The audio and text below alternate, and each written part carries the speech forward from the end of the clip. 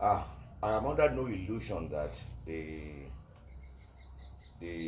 suspended NLC strike will resume, and it's most unlikely that it will bear fruit, any fruit that would be in favor of the Nigerian workers.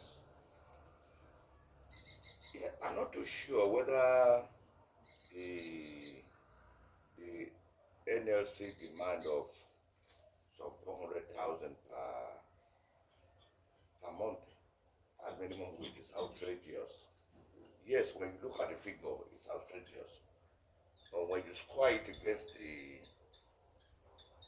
cost of living and a proper cost analysis is done, you will discover that it will barely suffice for a month for an average worker. Just somebody who, a family of four, plus husband and wife, taking six in the family. I mean, at least should be entitled to live in a room and parlor.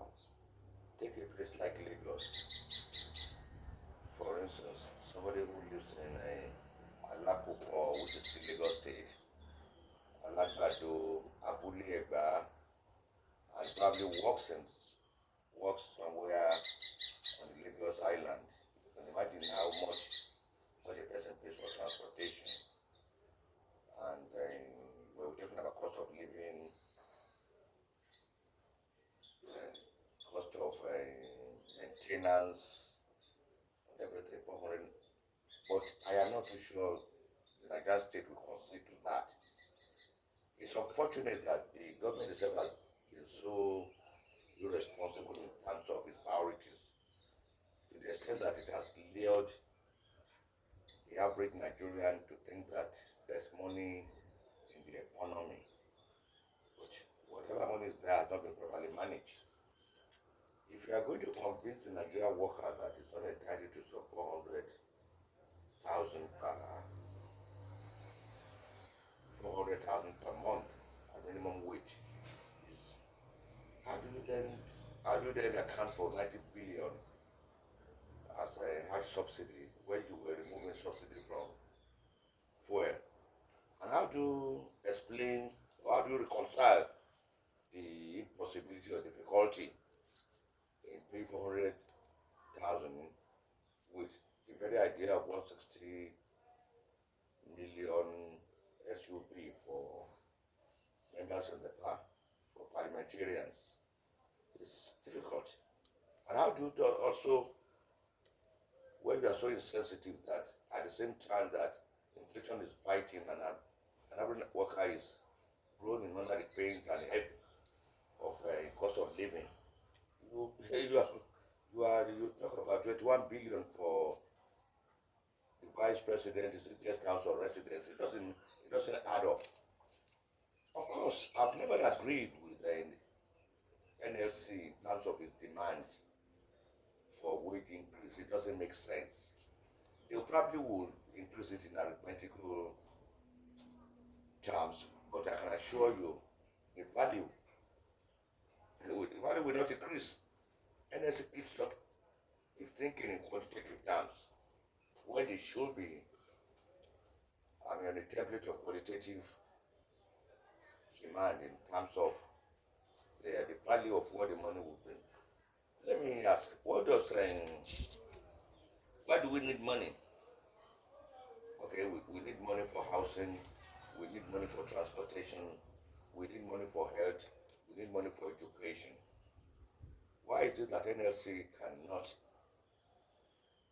declare a strike and insist that government fix public schools? Because today, a chunk of an average worker's salary goes to try to secure proper education for the child, I mean, for the children.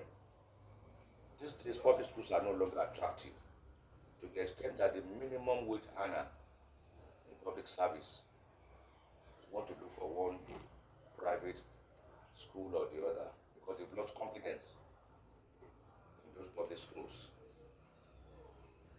We spend a lot of money on transportation. I could remember that when growing up, attending a public college, living in Iwaya, at Sabo, there were buses, LMTS, there were even buses specifically assigned to students. I can't remember whether it was free or whether we were paying some token. I can't remember. But the fact remains that these are all the things we need money for. On the health sector, NLC can insist that in every neighborhood there should be some health centers. I also remember that in those days, you don't really need to get to the general hospitals. There are health centers. I can remember there was one inside Methodist school, primary school at Yaba, at Makole, where all schools, whether it was Sabo, Onitiri, Abuli, Oja, Axis, attend during school hours when you are. These are kind of things that NLC should insist on being fixed. I know that if previous administrations in Lagos State has gone the way Jakonde eventually came to traverse between 1979 and 2003 by building all those housing units. Well, I don't want to call it low-cost housing. No, there are no houses that are low-cost, but there are houses for low-cost earners. The issue of housing problem would have abated in Lagos. But today, yes, we will hear of housing projects, but for who?